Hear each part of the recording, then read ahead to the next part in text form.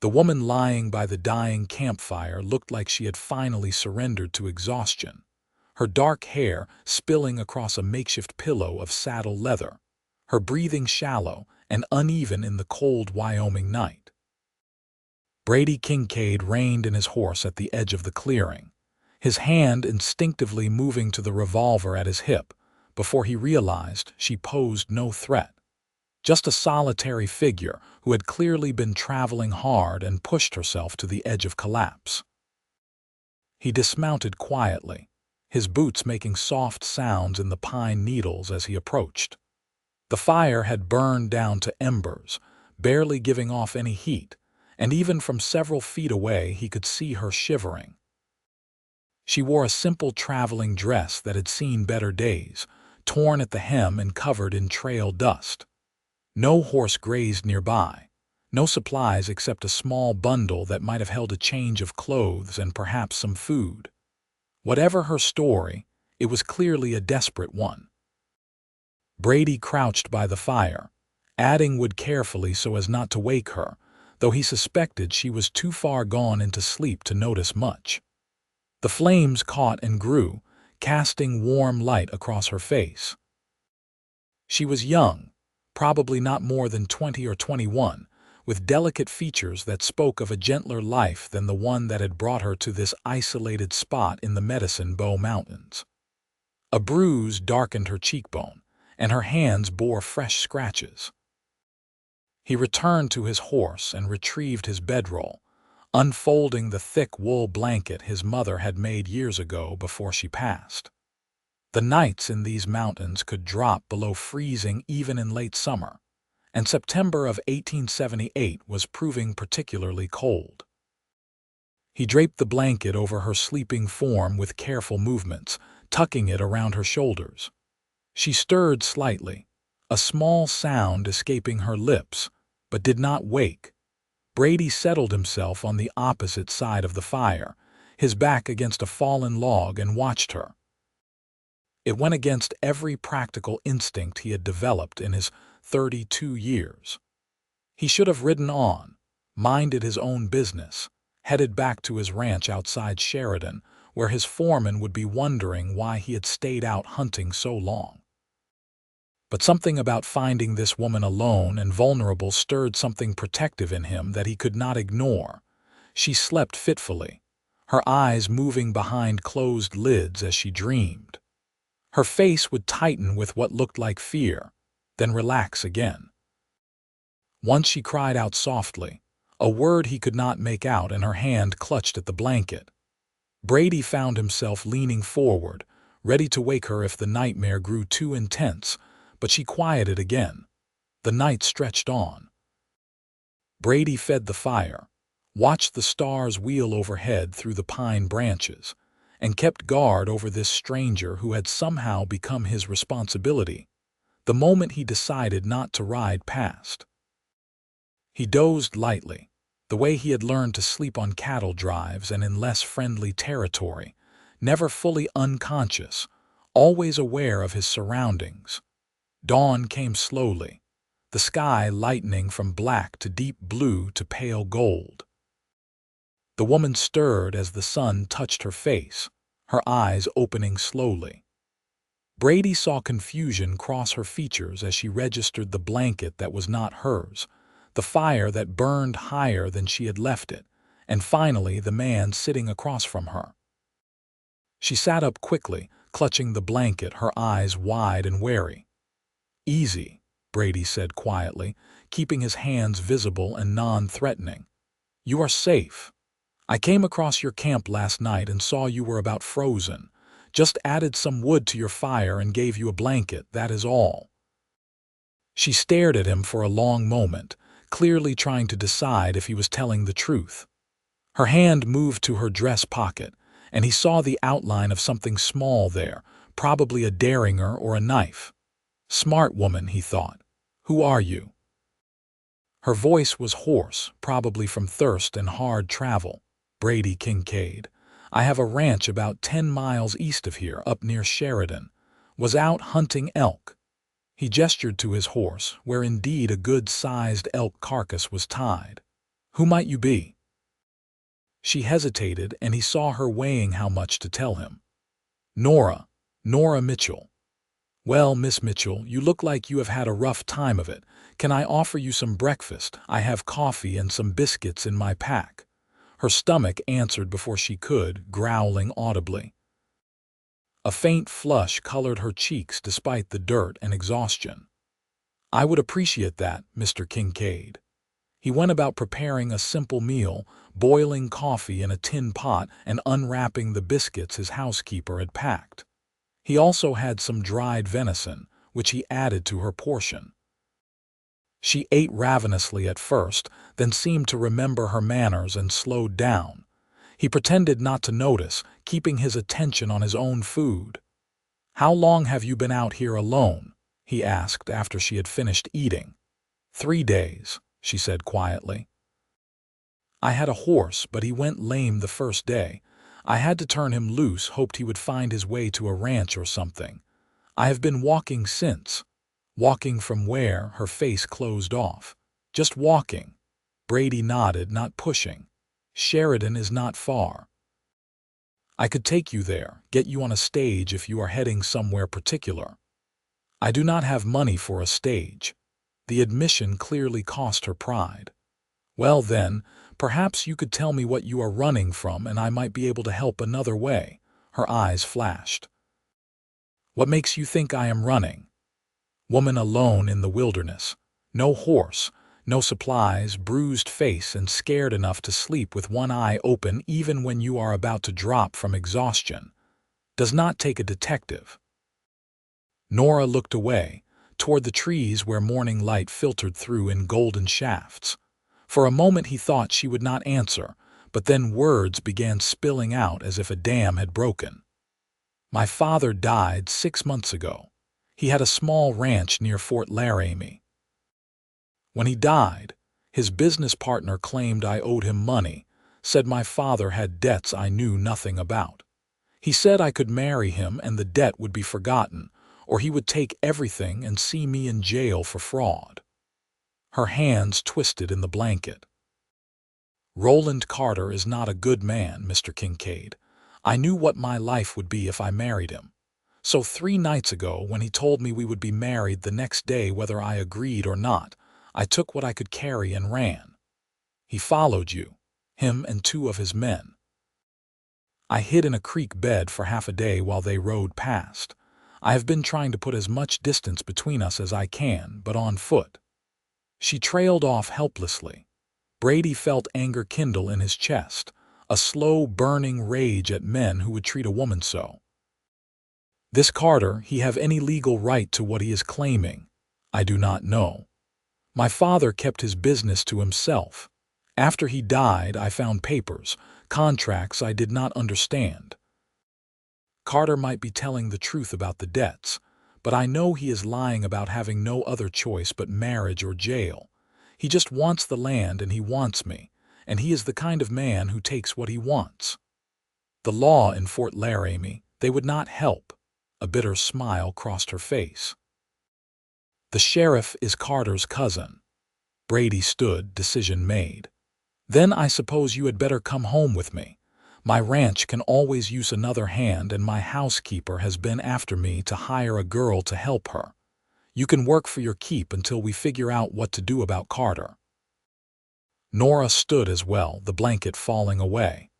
"I cannot ask that of you. You do not know me. I could be lying about everything." "Could be," Brady agreed, "but I do not think you are, and even if you were, seems to me a woman alone and desperate deserves a chance either way." He extended his hand. "What do you say, Miss Mitchell? Want to be a ranch hand?" She looked at his hand for a long moment, then reached out and shook it. Her grip was firm despite her exhaustion. "Thank you, Mr. Kincaid. I will work hard, I promise you that. I believe you will." He began packing up the camp. "Can you ride?" "Yes, though I am not wonderful at it." "Good enough. We will ride double until we get back to the ranch. My horse can handle it for 10 miles. They broke camp efficiently, Nora helping without being asked, clearly familiar with the work. She folded his blanket with care and handed it back to him. Thank you for this. I would have frozen without it. Seemed wrong to let you shiver when I had it to spare. They mounted his horse, Brady in front and Nora behind, her arms around his waist for balance. He felt her tense at the contact, and he kept his manner businesslike, not wanting to frighten her after what she had been through. The ride to the ranch took most of the morning. Brady kept a steady pace, alert for any signs of pursuit. Nora said little, but he felt her gradually relax against his back as exhaustion caught up with her again. Once he felt her head droop against his shoulder and thought she might have dozed off, but she jerked awake almost immediately. "Sorry," she murmured. "Nothing to apologize for." "You are worn out." The Kincaid Ranch came into view as they crested a rise. It was a good spread, built over 10 years of hard work. The main house was solid timber construction with a wide porch, flanked by a barn, bunkhouse, and various outbuildings. Cattle grazed in the pastures, and he could see his men working the near field. A man came out of the barn as they approached, wiping his hands on his trousers. Tom Richardson had been Brady's foreman for 5 years, a solid and dependable man in his 40s. "Boss," Tom called. "Was starting to wonder if that elk got the better of you." Brady dismounted and helped Nora down. "Tom, this is Miss Nora Mitchell. She will be working here, helping out Louise in the house and wherever else we need her." "Miss Mitchell, this is Tom Richardson, my foreman and the man who actually keeps this place running." Tom's eyes took in Nora's bedraggled state and the protective way Brady stood near her, but he just touched his hat respectfully. "Madam, welcome to the Kincaid Ranch." "Thank you," Nora said quietly. A woman emerged from the house, wiping flour from her hands on her apron. Louise Davis was a widow in her 50s who had been keeping Brady's house since his mother died. She took one look at Nora and immediately went into mothering mode. "Good Lord, child, you look half dead on your feet. Come inside right now. I will draw you a bath and find you some clean clothes." She gave Brady a look that clearly said they would be talking later about him bringing home strays. Nora looked at Brady uncertainly. He nodded encouragement. "Go on. Louise will take good care of you. We will talk more when you have rested." He watched Louise usher Nora into the house, then turned to Tom. "Get the elk dressed and into the cold house. I need to check on the cattle in the north pasture. Want to tell me what is really going on?" Tom asked quietly. Brady sighed. "Trouble maybe. Woman is running from a man down near Fort Laramie who wants to force her into marriage. I told her she could work here." Tom's expression darkened. "We might have visitors then." "Maybe. Put the word out to the men. Anyone comes around asking questions about a woman.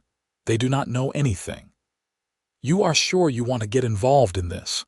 Brady thought about Nora sleeping by that dying fire, shivering in her thin dress, facing down a nightmare with nothing but determination and a probably empty Derringer. "I am sure." Tom nodded. "I will spread the word." Brady spent the afternoon riding his property, checking on his cattle and his men, but his thoughts kept returning to the woman now sleeping under his roof. He barely knew her, yet he had brought her into his home and potentially brought trouble down on his ranch. It was not like him to be so impulsive, but when he had seen her by that fire, something had shifted in his chest. She had looked so alone, so vulnerable, yet even in sleep, there had been a set to her jaw that spoke of stubbornness and strength. He wanted to know her story, wanted to see her smile, wanted to make sure she never had to be that afraid again. When he returned to the house that evening, he found Nora in the kitchen helping Louise prepare dinner. She had bathed and changed into a simple calico dress that must have belonged to Louise, though it had been taken in to fit Nora's slighter frame. Her dark hair was clean and braided, and the dirt had been washed from her face, revealing delicate features and dark eyes that watched him warily as he entered. "Mr. Kincaid," she said formally, Just Brady is fine. We do not stand on much ceremony here." Louise set a plate in front of him. "Nora has been helping me all afternoon. Girl knows her way around a kitchen, I will give her that." "My mother taught me," Nora said quietly, "before she died when I was 12. "I am sorry," Brady said. Nora shrugged. "It was a long time ago. My father did his best after that, but he was never quite the same." They ate dinner together, Louise keeping up a steady stream of conversation that required little response from either Brady or Nora. After the meal, Louise shooed them out of the kitchen so she could clean up, despite Nora's protests that she should help. Brady led Nora out to the porch where the evening air was cooling and the first stars were appearing. "How are you feeling?" "Better. The bath and the food helped. And sleeping in an actual bed this afternoon was wonderful." She wrapped her arms around herself. "I cannot thank you enough for all of this. I will work hard to repay you, I promise. I believe you already told me that this morning." He leaned against the porch railing. "Tell me more about your father's ranch. What kind of operation was it?" "Small. He ran maybe 100 head of cattle, had some horses. It was enough to get by on. After my mother died, he threw himself into the work. It was his way of coping, I think." Her voice grew thoughtful. "Roland Carter showed up about 2 years ago. He had money and big ideas about expanding. My father partnered with him, and at first it seemed good. They bought more land, more cattle. But then my father started having headaches, dizzy spells. The doctor said it was his heart. He died in his sleep one night last winter. And Carter moved in fast after that. Not at first. At first he was sympathetic, helpful even. But then he started coming by more often, staying longer. He would sit too close, touch my hand. I tried to discourage him politely, but he did not take the hint. 3 weeks ago he showed me the papers, said my father owed him $15,000, and the ranch was collateral. He said marriage was the only way to settle it.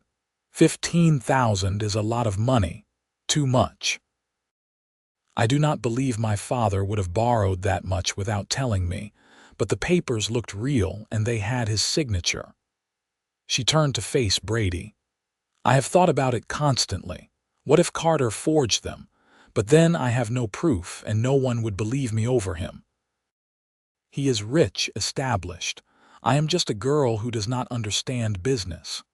Brady heard the bitterness in her voice and understood it. The world was not fair to women, especially women alone. "Did your father have a will?" "If he did, I never saw it. Carter handled everything after the funeral. He said he was taking care of me." She laughed without humor. "Taking care of me right into a trap. Tomorrow I will ride into Sheridan and talk to a lawyer I know. Jeremiah Stone is honest and smart. Maybe he can look into whether those papers are legitimate. I cannot pay him. Let me worry about that." She studied him in the dimming light. "Why are you doing this? You do not know me. For all you know, I could be the liar and Carter could be the honest one." Brady met her eyes steadily. "Because when I found you sleeping by that fire, you looked like someone who had run out of options and kept going anyway. That takes courage. And because the world has enough men like Carter in it, someone should stand against them." Something in her expression softened. "You are a good man, Brady Kincaid." "I try to be." He straightened. "You should get some rest. Louise will put you to work tomorrow, and she is a strict taskmaster." Nora smiled, and it transformed her face, making her suddenly beautiful in a way that made his breath catch. "Good night, Brady." "Good night, Nora." He watched her go inside, then stood on the porch for a long time, looking out at his land and thinking about the complications he had just invited into his life. He should be more cautious, more practical. But when he thought about Nora's smile, he could not bring himself to regret his decision. The next morning Brady rode into Sheridan, a growing town that served the ranchers and miners in the region. Jeremiah Stone's office was above the general store. a small but tidy space filled with law books and papers. Jeremiah was a man in his 60s with white hair and sharp blue eyes. He had been a lawyer in Philadelphia before coming west for his health, and he had forgotten more about the law than most frontier lawyers ever learned. "Brady," he greeted warmly. "What brings you to town?" Brady laid out Nora's situation, leaving nothing out. Jeremiah listened carefully, making notes. "This Carter sounds like a piece of work," Jeremiah said when Brady finished. "But if the papers are legitimate and properly filed, there might not be much we can do. And if they are not legitimate, then we have grounds for fraud charges. But proving that will be difficult." Jeremiah leaned back in his chair. "I can send some telegrams, make inquiries. I have contacts in Fort Laramie who might be able to look into Carter's business dealings. If there is anything questionable there, we will find it. How long will that take?" "A week, maybe 2. In the meantime, keep the girl safe. If Carter is as determined as you say, he might come looking for her." Brady left Sheridan with a sense of unease. 2 weeks felt like a long time to wait, and every instinct told him that Roland Carter was not a man who gave up easily. He stopped at the general store for supplies and ran into Tom, who was loading flour into the ranch wagon. "Boss, we might have a problem," Tom said quietly. "What kind of problem?" 3 men rode through town this morning asking questions. Description matches Miss Mitchell. "They are staying at the hotel." Brady's jaw tightened. "They say who they were, claimed to be looking for a runaway daughter, said her family is worried. But the way they were asking, it felt wrong, too aggressive. Keep the men alert. If anyone comes to the ranch, I want to know immediately." Back at the ranch, Brady found Nora in the garden with Louise, pulling weeds and harvesting vegetables. She looked up as he approached, shading her eyes against the afternoon sun. "We might have company soon," he said without preamble. 3 men in Sheridan asking about a woman matching your description." The color drained from Nora's face. "Carter's men, he found me." Louise put a protective arm around her shoulders.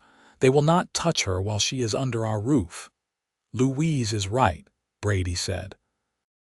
"But I need to know, Nora, are you certain you want to fight this? Because once we commit, there is no going back. I will stand with you all the way, but it will get harder before it gets better." Nora straightened her shoulders and he saw steel in her eyes. "I am certain. I would rather die free than live as Roland Carter's wife. Then we make our stand here." Brady looked at Louise. "Take her inside and make sure all the doors and windows are locked. I am going to talk to the men." He gathered his ranch hands in the barn. There were 8 of them, all good men who had worked for him for years. He explained the situation plainly. "I do not expect you to fight if it comes to that," he finished. "This is my problem, not yours. Any man who wants to ride out until this is settled, no hard feelings." The men exchanged glances. Finally, old Pete Wilson spoke up. He was the oldest hand, a weathered cowboy in his 50s who had been with Brady from the beginning. "Boss, we rode for your father and we ride for you. You took in a woman who needed help. That is the right thing to do. We stand with you." The others nodded agreement. Brady felt gratitude swell in his chest. "Thank you. Let us hope it does not come to violence, but be ready just in case." The men came just before sunset, 3 of them like Tom had said. Brady met them in the yard, his rifle held casually but ready. Tom stood beside him and the other hands were positioned around the property, not obviously armed but prepared. The leader was a hard-faced man with a scar across his cheek. "You Brady Kincaid?" "I am. What is your business?" "Looking for a woman, Nora Mitchell. Been told she might have come this way. Young, dark hair, about 20 years old." "Who is asking?" "Her guardian, Roland Carter. Girl ran off, not in her right mind. We are just trying to bring her home safe." "That's so." Brady kept his voice level. Seems odd that a guardian would need 3 armed men to retrieve a confused girl. The scarred man's eyes narrowed. You hiding her? I am telling you to get off my property. You have no authority here, no warrant, nothing. You are trespassing. Carter is a powerful man. You do not want to make an enemy of him. Seems to me he already made an enemy of himself when he tried to force a woman into marriage against her will. Brady raised the rifle slightly. Now I am going to say this once more. Get off my land. The 3 men stared at him, weighing their options. They saw Brady's rifle, saw Tom and the other hands emerging from the shadows, saw the determination in Brady's face. The scarred man spat in the dust. This is not over. Maybe not. But it is over for today. They rode off, and Brady did not relax until they were out of sight. Tom came to stand beside him. They will be back, Tom said. I know. With more men next time, probably, Brady sighed. I need to get word to the marshal in Cheyenne. This is beyond local jurisdiction now. That night, Brady sat in his study writing a detailed letter to the territorial marshal, laying out everything Nora had told him and his own suspicions about Carter. He would send it express mail first thing in the morning. A soft knock on the door interrupted his writing. Come in. Nora entered hesitantly. She had changed into a nightgown Louise had found for her with a shawl wrapped around her shoulders. I saw the light under the door. I cannot sleep. Neither can I, apparently. He gestured to a chair. Sit down. She sat, folding her hands in her lap. Those men today, they will come back, probably. I should leave. I am putting you and everyone here in danger. Where would you go? Brady asked gently. How far would you get on foot before they found you? I do not know, but I cannot let you fight my battles for me. You are not letting me do anything. I am choosing to help because it is the right thing to do. He set down his pen. Nora, I have built this ranch from nothing. I have fought droughts and harsh winters and cattle rustlers. I have faced down claim jumpers and dishonest businessmen. I am not afraid of Roland Carter. You should be, she said quietly. I heard things about him, Brady. He is ruthless. People who cross him tend to have accidents, lose their property, disappear. Then it is past time someone stood up to him. Brady stood and moved to sit in the chair next to hers. Tell me something. What would you do if Carter was not a factor? If you had your freedom and your father's ranch, what would you do with your life? The question seemed to surprise her. I never thought about it. I have been so focused on surviving, on getting away, that I have not thought beyond that. Think about it now. She was quiet for a long moment, her eyes distant. I would keep the ranch, I think. It was my father's dream, and I grew up there. I know every acre, every watering hole. I would run it properly, make it profitable. Maybe hire some good men, expand the herd. She smiled slightly. I would prove that a woman can run a ranch as well as any man. I believe you could do that. You do. I have watched you these past 2 days. You work hard, you are smart, and you do not give up. Those are the qualities that matter in this country. She looked at him with an expression he could not quite read. You barely know me, yet you believe in me more than people I have known all my life. Maybe they were not paying attention. The air between them seemed to shift, becoming charged with something Brady could not name. Nora's eyes were very dark in the lamplight, her face soft and vulnerable.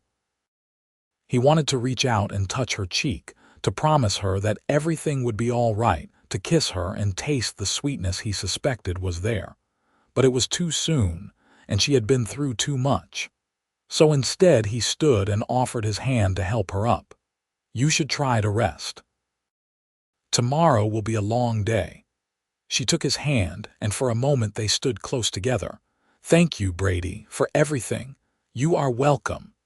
He watched her go, then returned to his letter, but his mind was no longer on legal matters.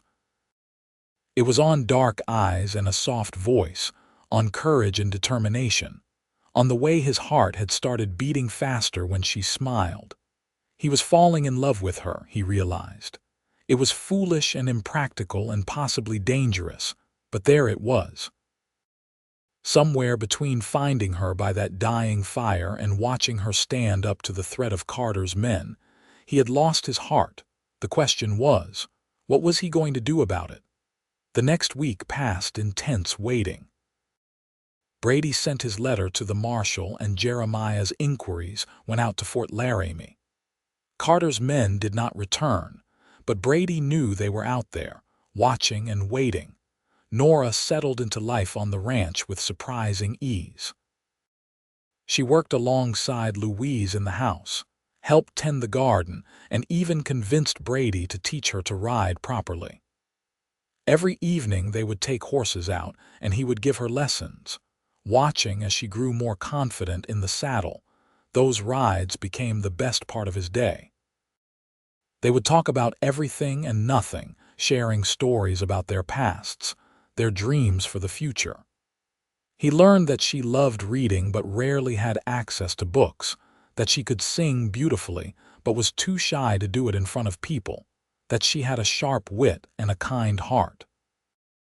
And slowly, carefully, he began to see signs that she might be feeling what he felt. The way her eyes would seek him out across a room, the way she would smile when he approached, the way her hand would linger when he helped her down from her horse. On the 8th day, Jeremiah arrived at the ranch with news. Brady, Nora, and Louise gathered in the parlor to hear what he had learned. "I have been corresponding with a lawyer in Fort Laramie who has been investigating Carter's business dealings," Jeremiah began. "What he found is interesting. Carter has a pattern of partnering with older men who have valuable property. Then those men die or disappear, and Carter ends up with their assets." "How many times has this happened?" Brady asked. "At least 4 that we know of. In each case, there were debts claimed by Carter that the families knew nothing about. In 2 cases, the families fought back and mysteriously dropped their claims. In the other 2, Carter ended up with the property." Nora had gone pale. "You think he killed my father?" "I think it is possible," Jeremiah said carefully. "Your father's death was attributed to heart failure, but the symptoms you described, headaches and dizzy spells, could also indicate poisoning. Arsenic, for instance, can mimic heart problems." "But we cannot prove it," Brady said. "Not without exhuming the body and having it examined, which would require a court order that we are unlikely to get given Carter's influence in Fort Laramie." Jeremiah pulled out some papers. "However, I do have something interesting. The papers Carter showed you claiming your father owed him $15,000. The notary seal is fake. The real notary whose name appears on the documents died 3 years ago." Nora's hands flew to her mouth. "Then the debt is not real. The debt is fraudulent." "Which means Carter has no legal claim on your property." Jeremiah smiled.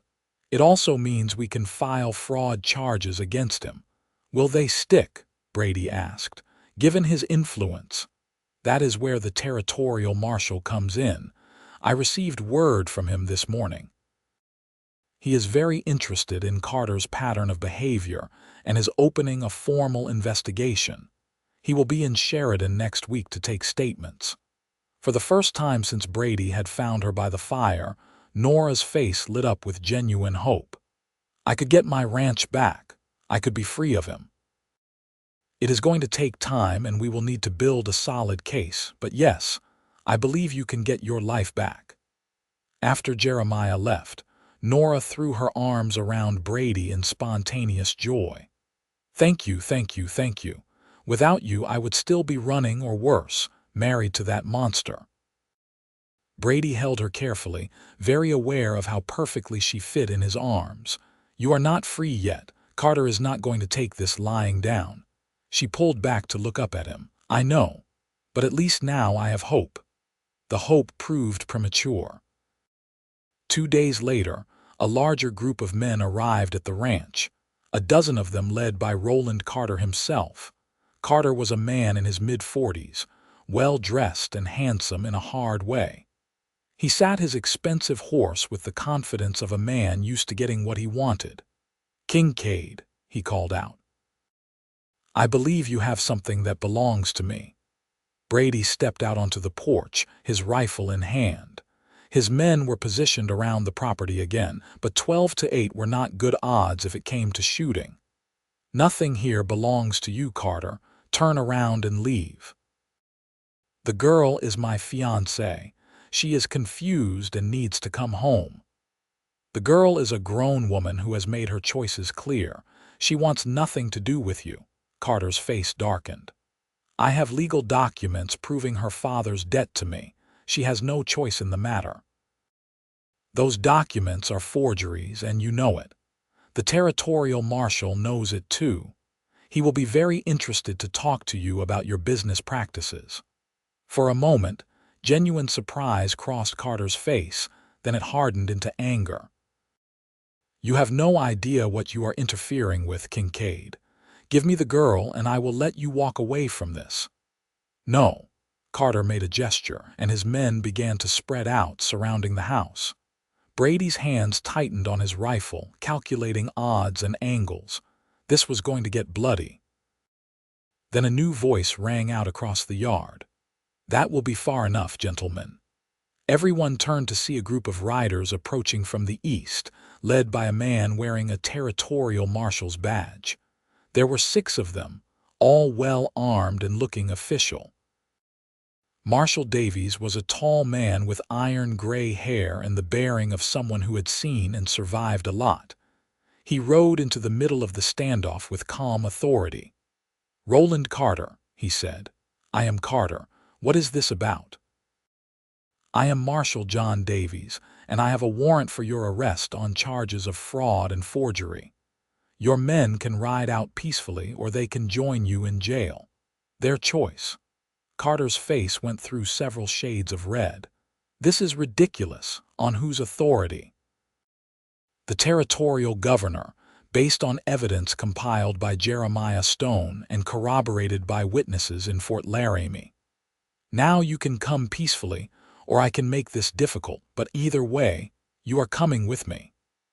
Carter looked around at his men, clearly considering whether to fight.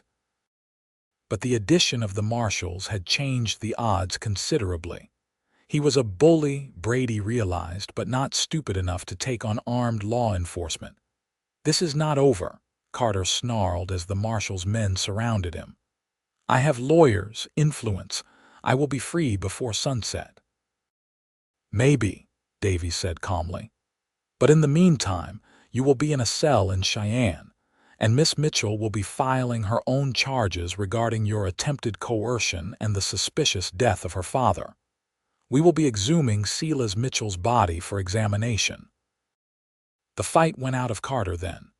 He knew he was caught, knew that even his influence had limits when the territorial authorities got involved. His men scattered as the marshals led him away. Brady lowered his rifle, hardly believing it was over. Nora came running out of the house, tears streaming down her face. "Is it really over?" she asked. Marshal Davies tipped his hat to her. "Not quite, Miss Mitchell. We will need your testimony and there will be a trial, but Carter will not be bothering you anymore. You have my word on that." After the marshal and his men left with Carter in custody, a stunned silence fell over the ranch. Then Louise started crying, and Tom started laughing, and suddenly everyone was celebrating. The ranch hands broke out bottles they had been saving, and an impromptu party began. Brady found Nora standing apart from the others, looking out at the mountains. He came to stand beside her. "You all right?" he asked. "I do not know what I am," she said honestly. "Relieved, certainly. Grateful, but also strange. I have been running and scared for so long. I do not know what to do now that the threat is gone. You figure out what comes next." She turned to face him. "That is what I have been thinking about. The marshal said I can reclaim my father's ranch." I could go back to Fort Laramie, run it like I always dreamed. Brady's heart sank. Of course she would want to go back. It was her home, her father's legacy. He had no right to ask her to stay. When will you leave? That is the thing. She stepped closer to him. I am not sure I want to. The ranch was my father's dream, not mine. These past 2 weeks, working here, living here, I have been happier than I have been in years. And there is someone here I would miss very much if I left. Hope kindled in his chest. Is there? You know there is. Her voice was soft but certain. I see how you look at me, Brady. The same way I look at you when I think you are not paying attention. These rides we have taken, the talks we have had, I have felt something growing between us. Tell me I am not imagining it. Brady reached out and cupped her face in his hands, his thumb brushing across her cheekbone. You are not imagining it. I have been falling in love with you since I found you sleeping by that fire, looking so fierce and vulnerable at the same time. But I did not want to say anything, not with everything else you were dealing with. I am dealing with it now, she said. And I am telling you that I have fallen in love with you too. With your kindness and your strength, with the way you stood up for me when you barely knew me, with the way you make me feel safe and valued and seen. He kissed her then, gently at first, then deeper as she responded. She tasted like sunlight and hope in coming home. When they finally broke apart, both were breathing hard. Stay, he said. Sell the Fort Laramie ranch and stay here, be my wife, my partner. We will build something together, something that is ours. Yes, she said without hesitation. Yes to all of it. They were married a month later in the small church in Sheridan, with Louise and Tom standing up as witnesses and half the town in attendance. Jeremiah Stone gave Nora away, and even Marshall Davies made the trip from Cheyenne to attend. Carter's trial was still pending, but the evidence against him was overwhelming. The exhumation of Silas Mitchell's body had revealed high levels of arsenic, confirming suspicions of poisoning. Combined with the forged documents and testimony from other victims' families who had been afraid to come forward, Carter was facing life in prison if not hanging. Nora had decided to sell her father's ranch, using the money to buy into Brady's operation as a full partner.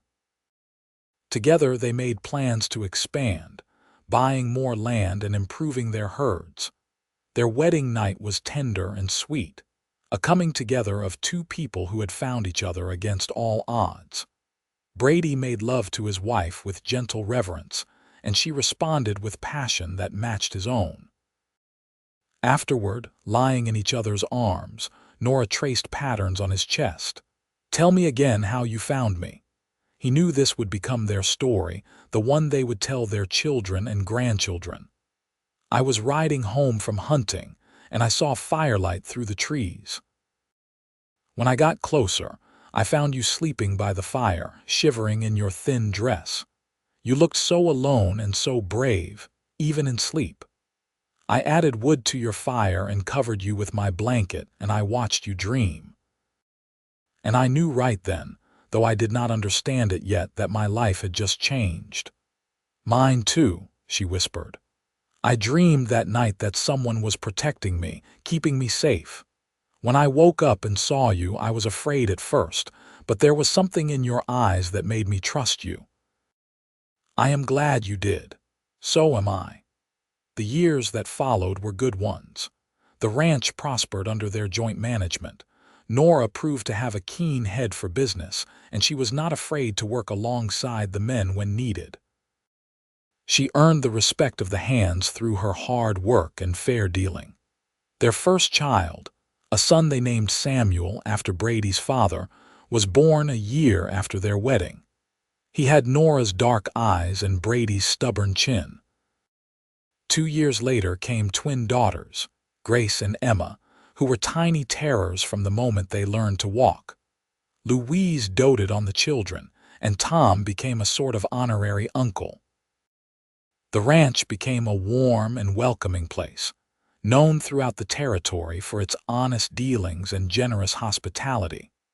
Word reached them eventually that Roland Carter had been sentenced to 20 years of hard labor in the territorial prison. Other victims had come forward during the trial, men and women he had cheated and terrorized. Justice, it seemed, had finally caught up with him. Nora never expressed any satisfaction in his downfall, but Brady noticed that she slept easier after the sentencing, as if a final weight had been lifted. They took the children on picnics to the spot where Brady had first found Nora, telling them the story of how their parents met.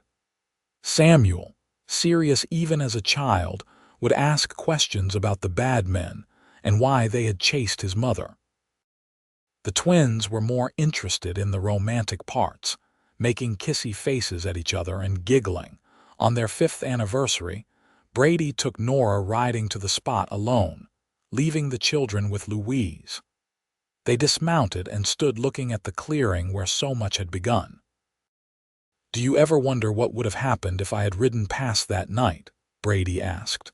"No," Nora said firmly, "because you would not have. It is not in your nature to ignore someone in need." "Maybe, but I am glad I stopped. You have made me happier than I ever thought possible." She turned to him, and even after 5 years of marriage his breath still caught at her beauty. "And you have given me a life I never dreamed I could have. Love, family, purpose. You saw me at my lowest and still saw something worth saving." "Worth loving," he corrected. They made love there in the clearing, on a blanket under the stars, with the same passion and tenderness they had shared on their wedding night. The years continued to pass, bringing new challenges and new joys. The ranch grew into one of the most successful in Wyoming territory. Samuel grew into a fine young man who shared his parents' values of hard work and integrity. The twins, despite their early wildness, became accomplished young women, Grace with a talent for horses and Emma with her mother's head for numbers. When Wyoming achieved statehood in 1890, Brady and Nora attended the celebrations in Cheyenne, bringing their family along to witness history. They stood with other pioneers who had built lives in this hard but beautiful land, feeling pride in what they had helped create. 2 more children came along in later years, another son named Silas after Nora's father, and a daughter named Louise after the woman who had become like a mother to Nora. The house was always full of noise and life and love. Tom Richardson eventually retired from his duties as foreman, though he still came around almost daily to offer advice and play with the children. Samuel stepped into the role naturally, having been trained since boyhood. Louise lived to see all the children grown, passing peacefully in her sleep at the age of 73. They buried her on a hill overlooking the ranch, and Nora wept as if she had lost her own mother. Jeremiah Stone remained a close friend until his death at 85, still sharp as a tack, and still occasionally taking on cases that interested him. His legal work had been instrumental in bringing down several other corrupt businessmen operating in the territory, making Wyoming a safer and more just place. Brady and Nora aged together gracefully, their love deepening with each passing year. They faced droughts and harsh winters, economic downturns and family crises, but they faced them together, their partnership as strong as it had been on that first night when he had covered her with his blanket. On their 40th wedding anniversary, surrounded by their children, grandchildren, and great-grandchildren, they renewed their vows in the same church where they had married. Brady was 72 now, his hair white and his face weathered, but his eyes still shone with love when he looked at his wife. Nora was 61, her dark hair streaked with silver, her face lined with the marks of years spent smiling. She was still as beautiful to Brady as she had been when he first saw her sleeping by the fire. "I found you when you needed help," Brady said during the ceremony, his voice carrying to all assembled. but you saved me just as surely. You gave my life meaning and purpose. You filled my house with love and laughter. You have been my partner, my love, my best friend for 40 years, and I thank God for every moment." Nora's eyes filled with tears. "You were the answer to a prayer I did not know how to pray. You gave me safety when I was hunted, hope when I was desperate, and love when I had given up on ever finding it. These 40 years have been the greatest gift of my life." They kissed to the applause and cheers of their family, and Brady thought about that night so long ago when he had found her sleeping by the fire. He had been so young then, so alone in his big, empty house. He had built a successful ranch but had never felt like he had a home. Now he was surrounded by love, by family, by the legacy they had built together. All because he had chosen to stop that night instead of riding past. All because a brave young woman had trusted a stranger with her safety and eventually her heart. That night, after the celebration had died down and the guests had gone home, Brady and Nora sat on the porch of their house, watching the sun set over the mountains. His arm was around her shoulders, her head resting against his chest, fitting together as perfectly as they had for 4 decades. "Are you happy?" he asked, though he knew the answer. "Completely," she said. "Are you?" "More than I can say." They sat in comfortable silence, listening to the sounds of their land settling in for the night. Cattle lowing in the distance, horses moving in the corral, the wind through the pines. These were the sounds of home, of a life well lived, of love that had stood the test of time. Brady thought about that moment when he had watched Nora sleep by the dying fire, when he had covered her with his blanket and stood guard over her dreams. He had not known then what she would come to mean to him. He could not have imagined the family they would build, the life they would share. But somehow his heart had known, had recognized in her something precious and worth protecting. And from that simple act of kindness had grown the greatest love story of his life. As the stars began to appear in the darkening sky, the same stars that had watched over them that first night, Brady pulled Nora closer and kissed the top of her head. "I love you," he whispered. "I love you too," she replied, "always and forever." And in that moment, with his wife in his arms and his family sleeping safely under his roof, Brady Kincaid knew that he was the luckiest man who ever lived. He had found his treasure sleeping by a fire in the Wyoming wilderness, and she had given him a lifetime of happiness in return. The ranch would continue on after them, passed down through generations of their children. The story of how Brady and Nora met would become family legend, told and retold until it took on an almost mythical quality.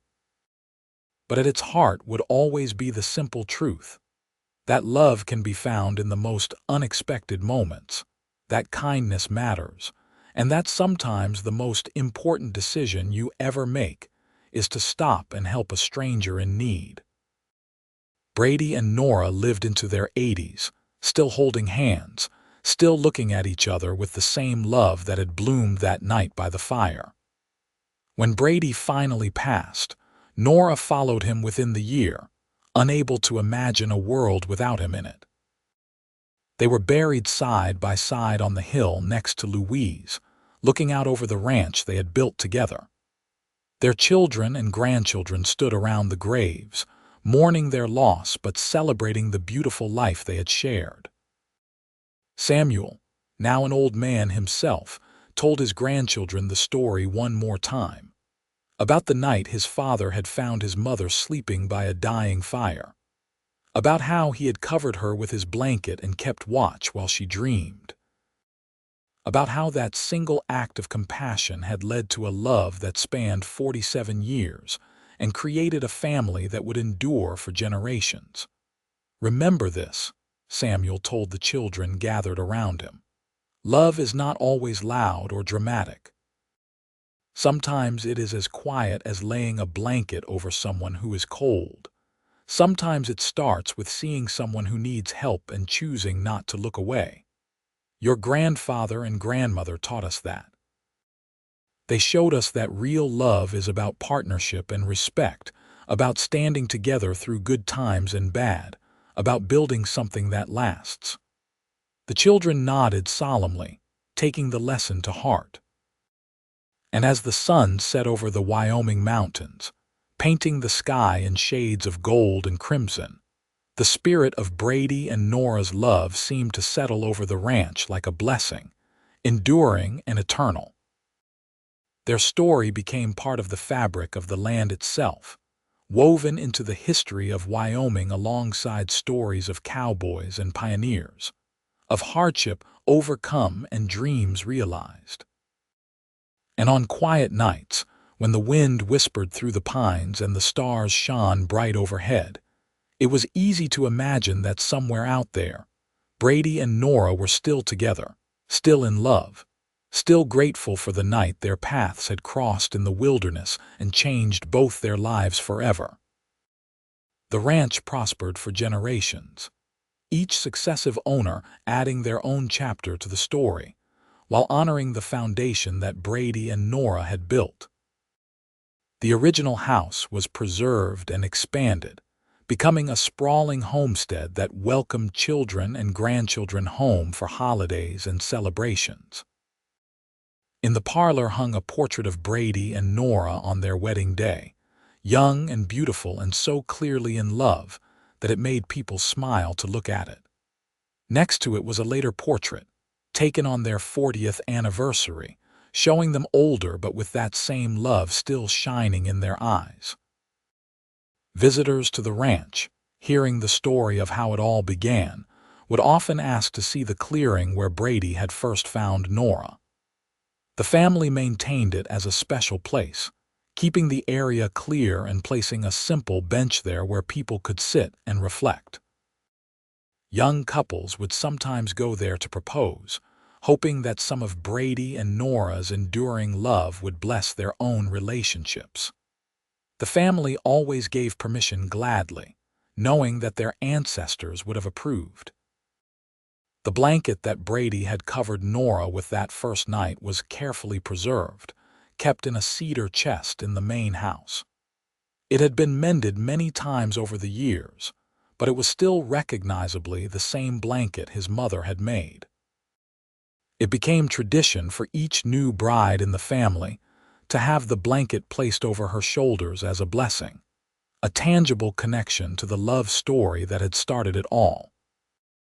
The values that Brady and Nora had lived by, hard work, integrity, compassion, and standing up for what was right, became the bedrock principles of the family.